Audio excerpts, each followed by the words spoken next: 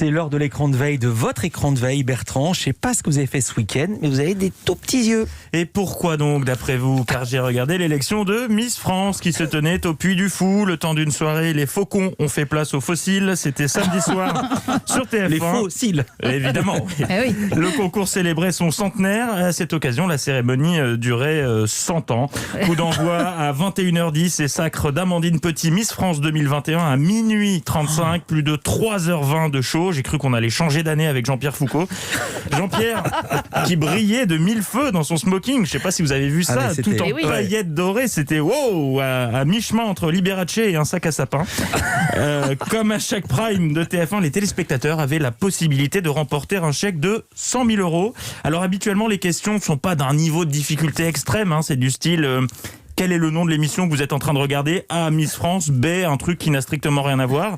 Mais pas samedi. Non, samedi, on sent que la personne en charge de rédiger la question avait très hâte d'être en vacances. Pour tenter votre chance, c'est très simple.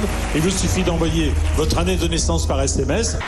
Ouais, c'est pas évident ça. Le gars voulait vraiment se tirer au ski, fit ça. Était présente pour remettre son écharpe, celle qui aura échappé au regard libidineux dans les foires expo cette année, Clémence Bottineau, Miss France 2020. Si j'étais elle, je tenterais de me faire rembourser mon année de règne.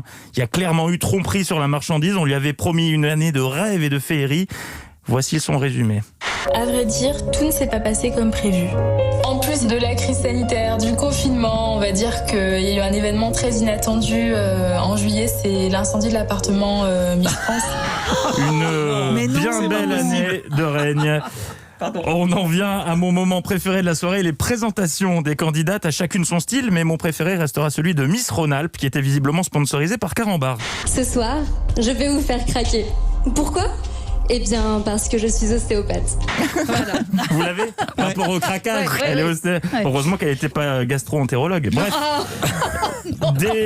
C'est bon, vous l'avez ? Des Miss que les téléspectateurs ont pu découvrir grâce à leurs portraits. Et en les regardant tous, j'en suis arrivé à la conclusion suivante. Les Miss viennent toutes du même endroit. Elles sont conçues dans la même usine. Ce sont des clones.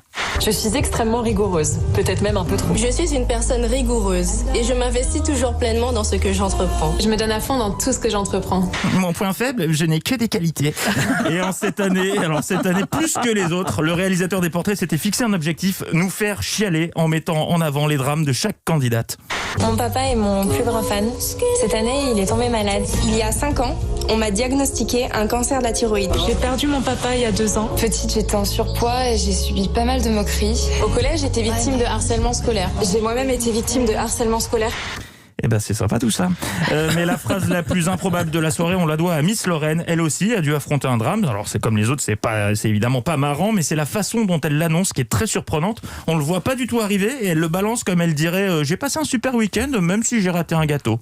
J'ai été élue à Remiremont. J'ai vraiment eu du mal à réaliser, mais d'un côté j'étais super contente, de l'autre un peu moins vu que j'avais perdu ma mère la veille. Oh, c'est quand même... Non, c'était glaçant. Fallait se mouiller la nuque non. avant de regarder le portrait. C'était annoncé sans détour.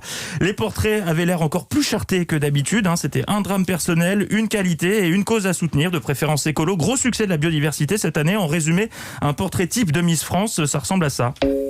Je m'appelle Clémence Pichardot. Il y a 3 ans, j'ai perdu ma famille dans un accident du LM.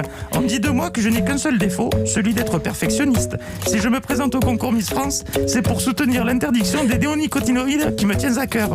Voilà, en gros, c'était ça l'élection de Miss France. Et puisqu'en parallèle sur les réseaux, c'est malheureusement tenu un autre concours affreux, concours triste à pleurer qu'évoquait Charles Decamp dans son journal des médias, celui du tweet le plus abominable, le plus abject. J'en profite pour apporter tout mon soutien à April Benayoum, Miss Provence, qui a été victime de commentaires antisémites. Effectivement, Bertrand Chameroy, merci beaucoup. Et nous aussi, on apporte notre soutien. Eva